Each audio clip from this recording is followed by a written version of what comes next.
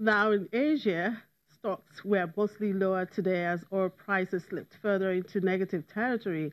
Hong Kong's Hang Seng Index was lower by 0.74% in late afternoon trade. The mainland China markets, which have been closely watched by investors because of the ongoing U.S.-China trade war, saw losses, with Shanghai Composite shedding 0.85%, while the Shenzhen Composite declined by 0.401%. In Australia, the ASX 200 fell 1.74%, while South Korea's Kospi was lower by 0.15%. In Japan, however, stocks backed the overall downward trend for the day. The Nikkei 225 gained 0.16%, while the Topix Index rose 0.17% as basket of it. And in the U.S., stock futures pointed to a negative open and volatility in the oil market as investors looked ahead to upcoming inflation data. As of 4:40 a.m. Eastern Time, Dow Jones Industrial Average futures were 78 points lower, indicating a lower open of 23 points, while S&P 500 and Nasdaq futures were also in the red. Reports of renewed trade talks between the U.S. and China failed to lift sentiment on Wednesday, with traders keeping a wary eye on volatility in the oil market.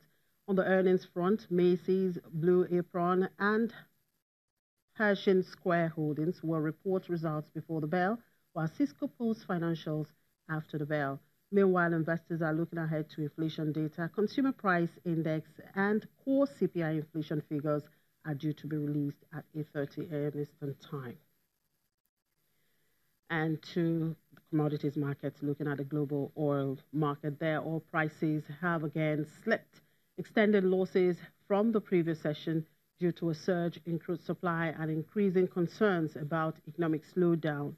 U.S. West Texas Intermediate crude futures were at $55.50 a barrel, down 19 cents from their last close, while Brent futures were down 22 cents at $65.25 a barrel. Crude oil has lost over a quarter of its value since early October in what has become one of the biggest declines since prices collapsed in 2014. Now, according to the U.S. Department of Energy Information Administration, U.S. crude oil output from its 7 major shale basins is expected to hit a record of 7.94 million barrels per day in December, while OPEC says it will tighten supply in 2019 to prop up prices. And in the metals market, gold prices were up 0.2% from its last close at $1,195.90 to $1,203.88, owing to sell-offs in the dollar.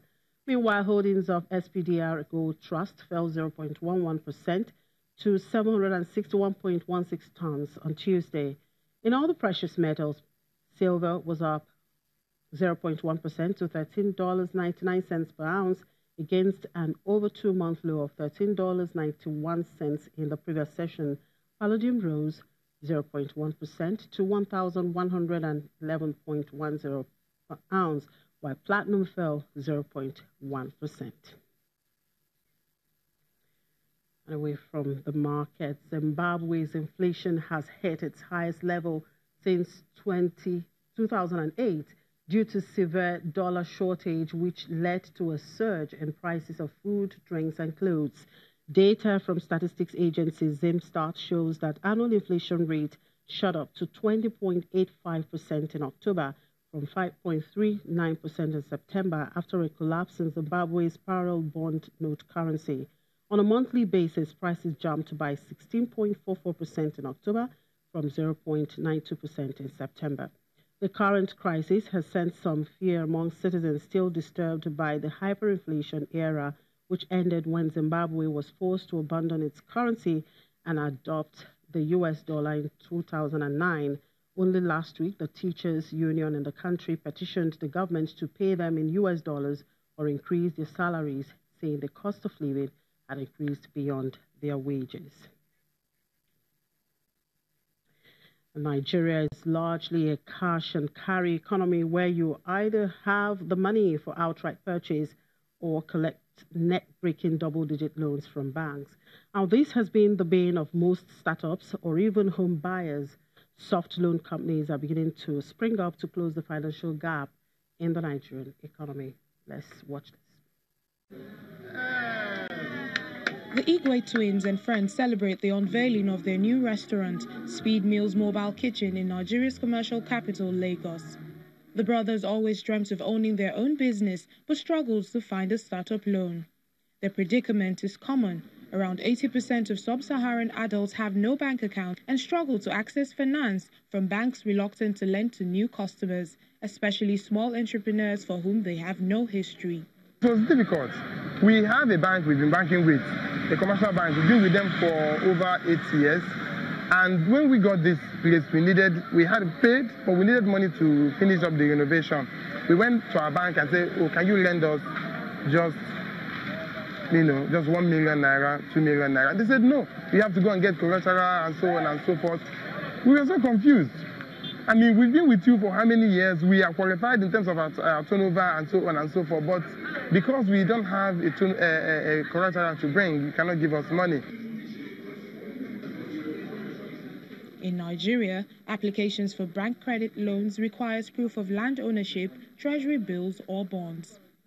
In order for the Igwe brothers to qualify for a bank loan of 1 million naira, they would need a treasury bill valued at 4 million naira.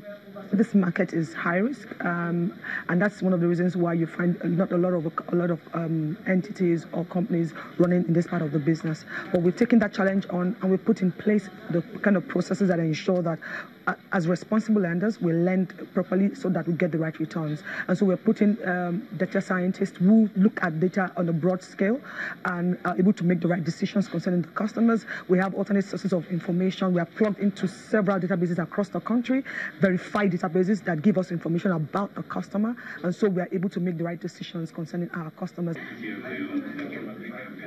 But the road remains long for entrepreneurs like the Igwe brothers.